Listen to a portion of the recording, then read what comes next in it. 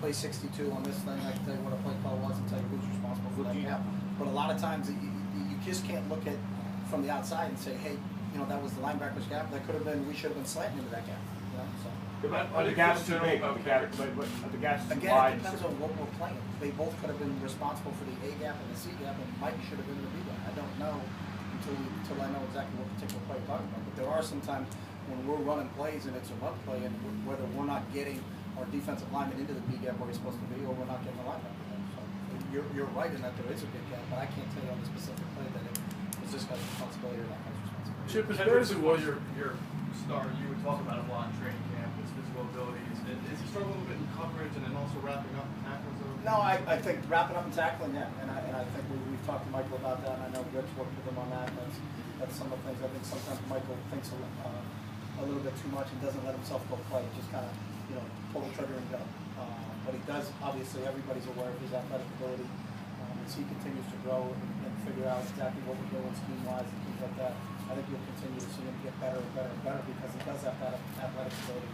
But there's sometimes I think he's a little bit hesitant. He's just got to kind of go. And his coverage, you think is that consistent? Is he doing all right there? He's doing all right there, yeah.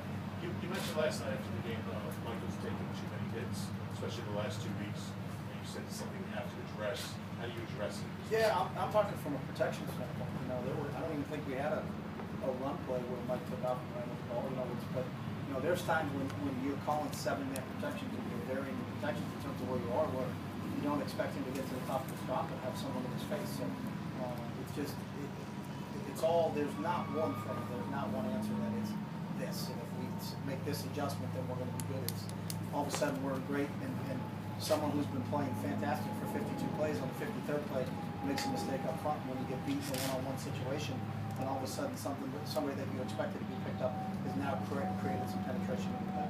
What did you see from Lane Johnson specifically in pass protection yesterday? I think Lane's gotten better, but again, when you got a young guy like him, I think Lane is not unlike Michael in terms of there's times where you just got to go. You know, you just got to trust what it was. What was the line call made by Jason Kelsey?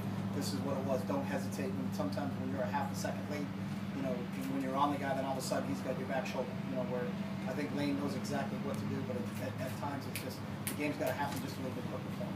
You talked about moving from the